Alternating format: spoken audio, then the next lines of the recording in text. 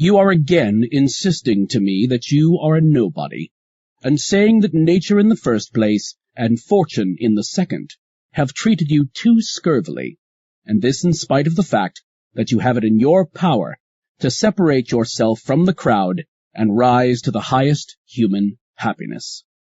If there is any good in philosophy, it is this, that it never looks into pedigrees. All men, if traced back to their original source, spring from the gods. You are a Roman knight, and your persistent work promoted you to this class. Yet surely there are many to whom the 14 rows are barred. The Senate chamber is not open to all. The army, too, is scrupulous in choosing those whom it admits to toil and danger. But a noble mind is free to all men. According to this test, we may all gain distinction. Philosophy neither rejects nor selects anyone.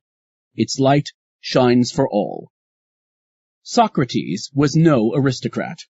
Cleanthes worked at a well and served as a hired man watering a garden.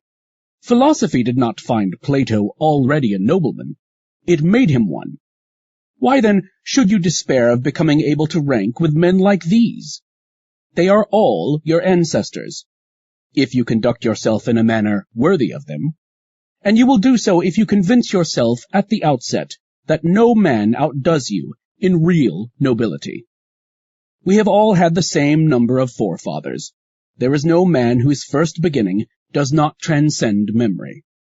Plato says, "Every king springs from a race of slaves, and every slave has had kings among his ancestors." The flight of time, with its vicissitudes, has jumbled all such things together, and fortune has turned them upside down. Then who is well born? He who is by nature well fitted for virtue. That is the one point to be considered. Otherwise, if you hark back to antiquity, everyone traces back to a date before which there is nothing. From the earliest beginnings of the universe to the present time, we have been led forward out of origins that were alternately illustrious and ignoble. A hall full of smoke-begrimed busts does not make the nobleman. No past life has been lived to lend us glory, and that which has existed before us is not ours. The soul alone renders us noble, and it may rise superior to fortune out of any earlier condition, no matter what that condition has been. Suppose, then, that you were not that Roman knight, but a freedman. You might, nevertheless, by your own efforts, come to be the only free man amid a throng of gentlemen. How, you ask? Simply by distinguishing between good and bad things, without patterning your opinion from the populace. You should look not to the source from which these things come, but to the goal towards which they tend.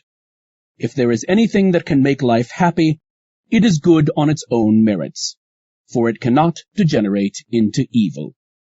Where, then, lies the mistake, since all men crave the happy life?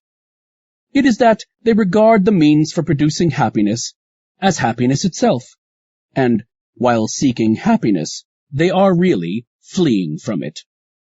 For although the sum and substance of the happy life is unalloyed freedom from care, and though the secret of such freedom is unshaken confidence, yet men gather together that which causes worry, and, while traveling life's treacherous road, not only have burdens to bear, but even draw burdens to themselves.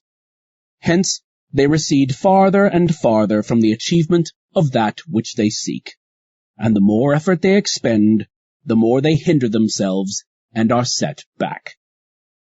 This is what happens when you hurry through a maze.